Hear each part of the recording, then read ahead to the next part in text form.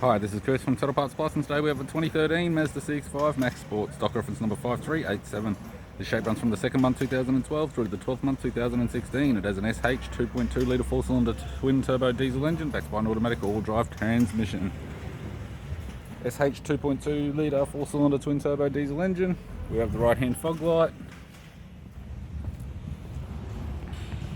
Left rear door appears to have no damage. Left rear 17-inch factory alloy mag with a good tyre. Left tail light, left tailgate garnish, right tailgate garnish. Right rear 17-inch factory alloy mag with an average tyre. And a right front 17-inch factory alloy mag with a good tyre. We have the driver's side door trim, power window master switch.